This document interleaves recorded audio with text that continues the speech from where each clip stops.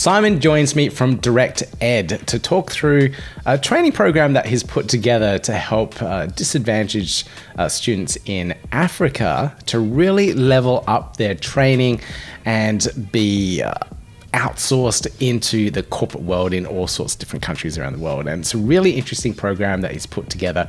I'd love to learn a little bit more about it and how people can use this opportunity to level up their skills and also get potentially a really good job in some of these big companies around the world.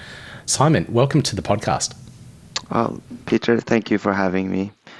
Now, I'd love to learn a little bit more how you got into the crypto space and then dive into DirectEd.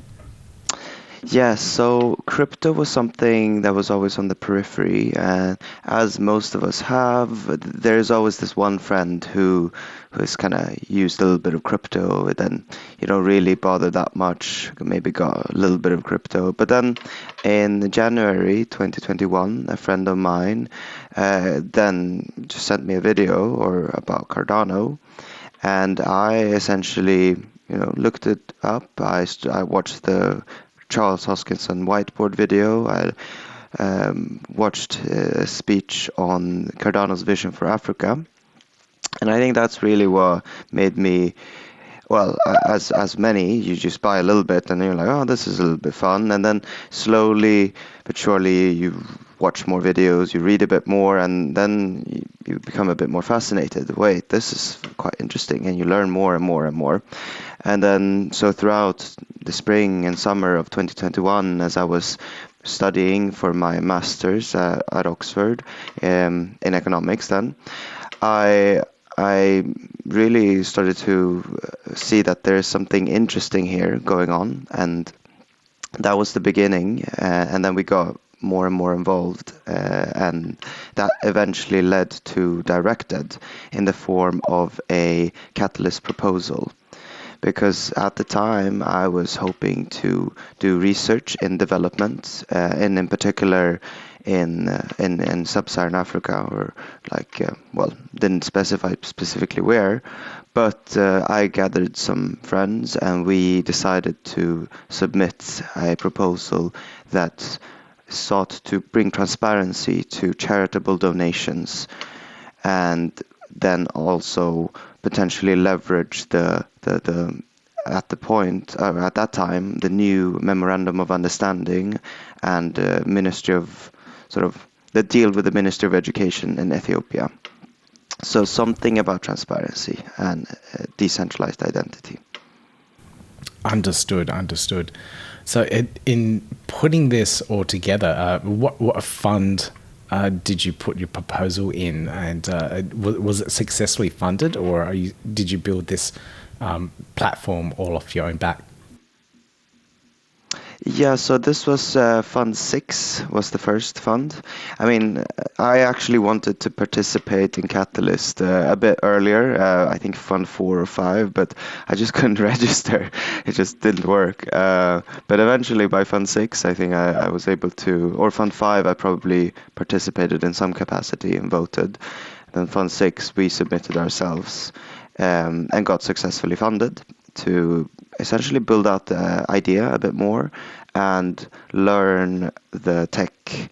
So my computer science friends started to learn Haskell and Plutus with what was existing at the time, which was not a lot at all. It's very tough to learn Plutus through the Pioneer program. Very cool indeed. Yeah, those days were very early in terms of developing anything. It was a little bit harder in regards to putting anything out.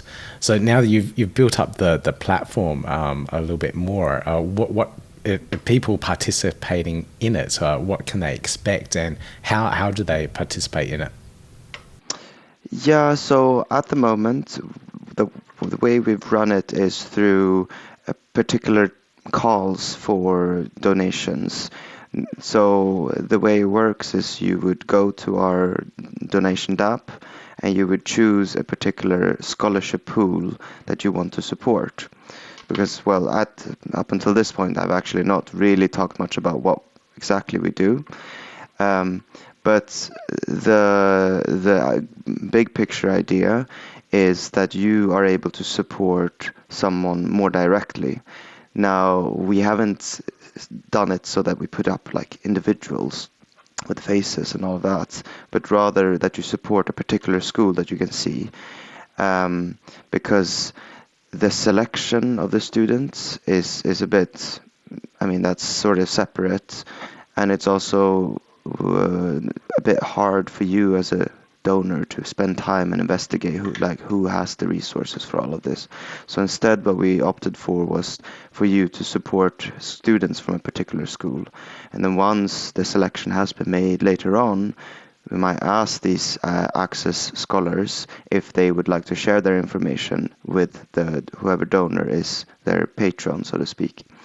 But at the moment, the app itself is working with Wallet Connect, and we did it with a NFT sort of launch for now.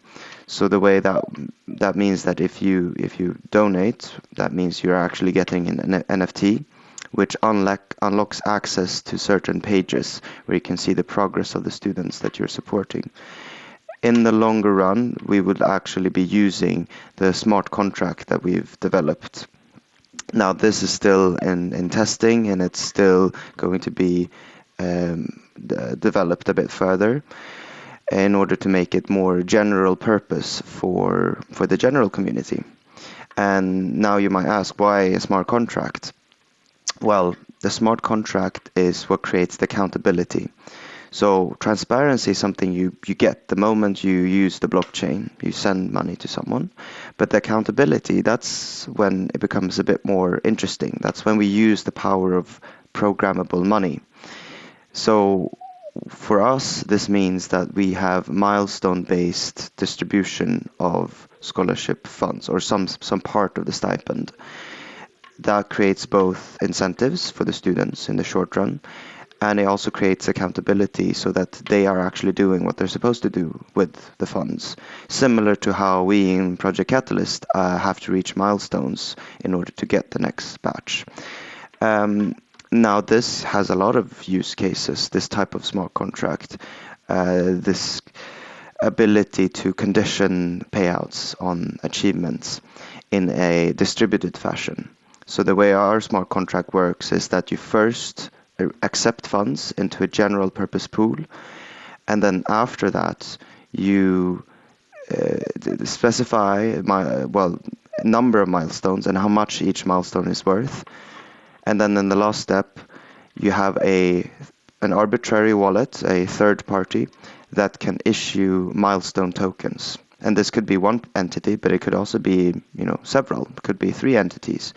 So in order for me then, let's say I'm the proposer in Catalyst, in order for me to get the next batch of the payout, I would need to have Peter's milestones approval. I would need to have maybe Rohan, someone else's. Once I have these, I take these milestone approval tokens and I send it to a dedicated kind of pool of funds that belongs to my project. And then I get my next batch. But if I don't achieve the milestones, then the money sits there and then eventually goes back to the general pool or to whoever we define. Very cool mechanism. I like that approach, and I can understand why you wanted to use the smart contracts for that. What I'd like to understand is, how are the milestones approved for the students? Well, first off, maybe how are they set? Is it an agreement between the parties? And then how is it verified that that milestone is actually achieved? Because this seems like a little bit more of a manual process rather than like an external source, like an Oracle or maybe even a university's data feed or something for student achievements and grades or something like that. Maybe that's possible. So I'd love to understand that mechanism. Yes, definitely. And I think that's a good question. Before I answer that, I think it's very important to always take a step back and really think about this idea of trustlessness. Because what blockchain and crypto does is that we're shifting trust around a little bit from various entities. And at the end of the day, there's someone you kind of need to trust to some extent. So even if that is an oracle, or even if that's a network of oracles, someone needs to put data in. And in our case, the way we've done it is we have a examiner who has that sole role of examining the students. That means that they have been working on defining exactly what are the milestones. So what we have now is every 2 weeks we have a sprint, and at the end of the sprint there's an examination. And that examination is in the form of a submission that is on GitHub. So anyone could in principle verify that. But it's also in the form of an oral exam. As you all know, AI makes it quite easy to spin up anything. But it's just at the moment not really possible to have an AI sit with you in a Zoom call and reproduce your sound. Well, maybe they could, but we have just oral exams. And so these are then recorded. Well, at least the plan is that they will be recorded in the future, so that anyone could, in principle, then again go and verify that this student seem to have the knowledge that they are supposed to have. So really, if we think about the problem being that of cheating on the part of the examiner, kind of defrauding in some capacity, the checks that we add is that of putting out the students' work in public and also announcing what the criteria are and enabling anyone to check themselves. But we could even go as far as to create a network of examiners who maybe you have 2 examiners who check on the submissions in some way. There are various ways you can do this. As I mentioned, you can add granularity, so you need more milestone tokens in order to proceed. Very interesting on the approach there. I didn't mention this, but the way the content itself is based on JavaScript. So the course is actually, just to clarify, because a lot of people ask, are we teaching them a Cardano smart contract? No, so we do full stack JavaScript in the MERN stack, based on our survey of the current state of what's popular, what are the frameworks, what will give the students jobs. So the way the entire model works, because I haven't mentioned this before now, it starts with a mobile phone introduction to coding, because we want to reach those bright talents who don't have access to laptops or maybe Wi-Fi. We train them during just 1 week, and then based on the final results of the exam at the end of that week, we have a selection into the 3-month-long intensive JavaScript coding bootcamp. And that's the part where we fundraise. So if you are a bright, talented student, you just sit with your phone, but you get through this one course, that's when we raise money for an access scholarship, giving you a laptop and all of that. And then the last part is the 6-month-long internship with a tech company. So right now we have 2. During which you both specialize in some niche language, and that could be Cardano smart contracts, or it could be just anything like Power BI. But you also get real world experience. And that's the sort of full pipeline that we've developed.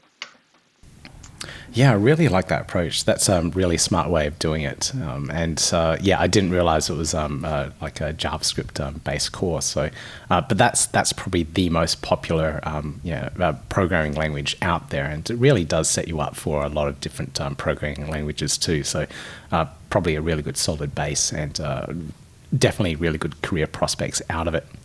I'm assuming this process of coming up with the course was created through the Catalyst proposal as well, and during that development phase. Is that correct?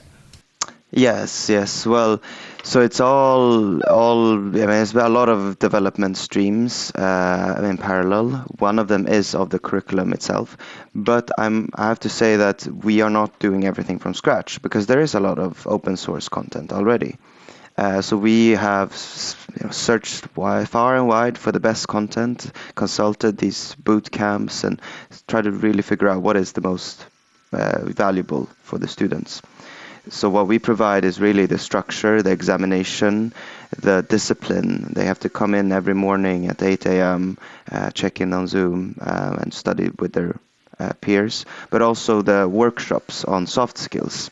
So in July we'll have a friend of mine here from Oxford who has done internships at Google, Morgan Stanley, McKinsey, NASA, talk about how to ace interviews. We have another one talking about how to be a startup entrepreneur straight out of high school, and so on and so forth. So we'll cover all of these other things that you probably don't learn in most coding boot camps, like how to work in a team together, how to communicate well, or entrepreneurship. So these things is what we add.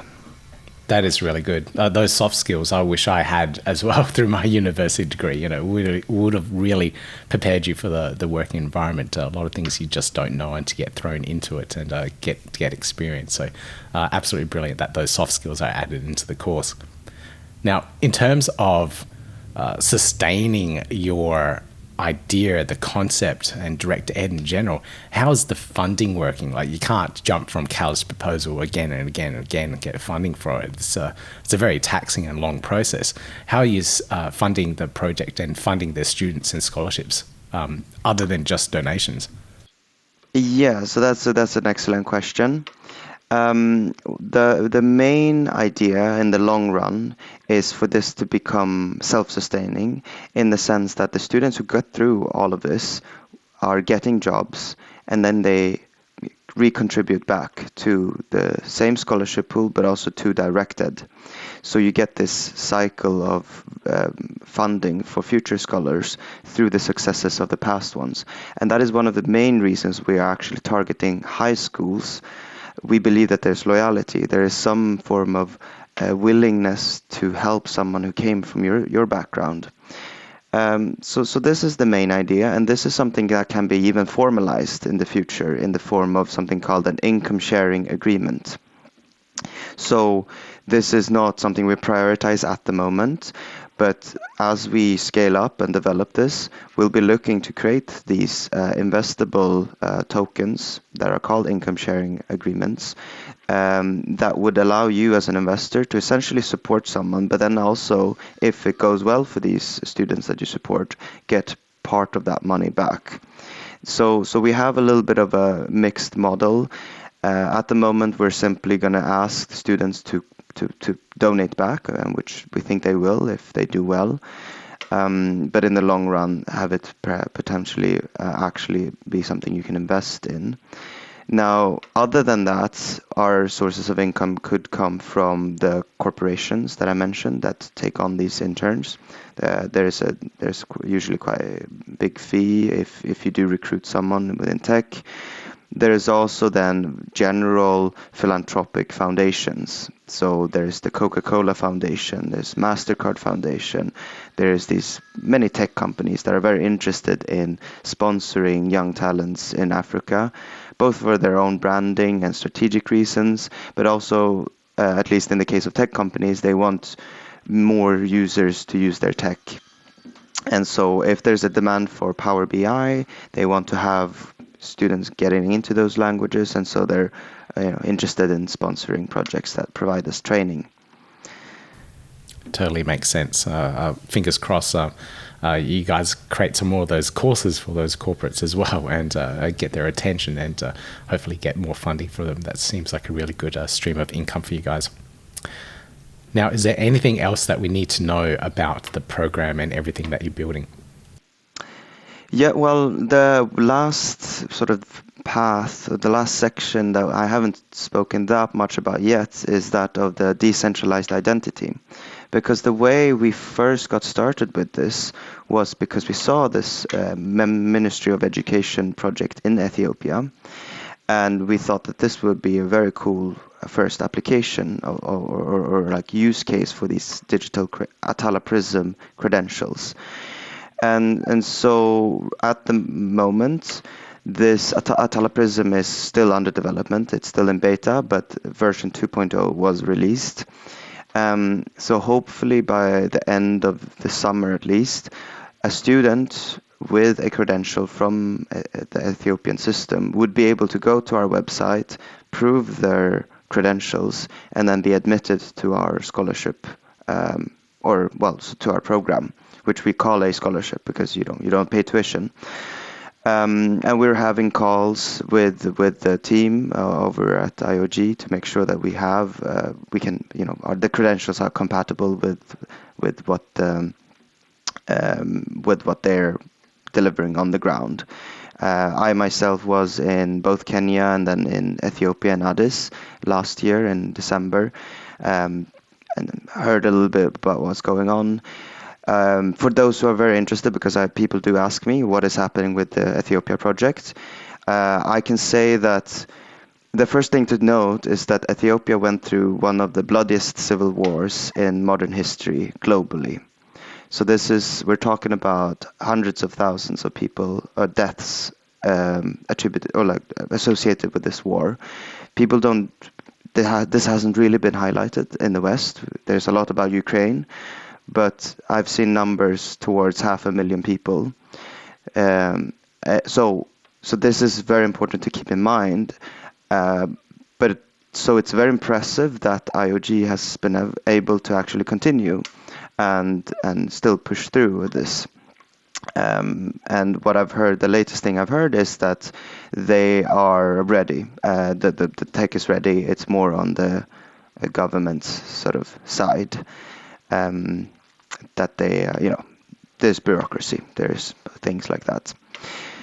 So that's the thing that I would like to emphasize. The last thing I would also like to emphasize is that we will be submitting in Project Catalyst, because as I mentioned, this smart contract that we have is quite general purpose, and we're an open source project. We want to help more projects do well, and so we'll be submitting a proposal to both make this more general purpose, like modularized, so that if you have any project that want to use this type of milestone-based distribution mechanism, you will be able to, at a relatively low development fee, kind of pick and choose an audited code base.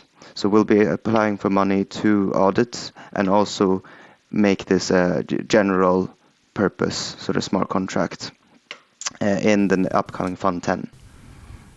Brilliant. I was about to say there is a Prism challenge in Fund 10, so it kind of suits it perfectly.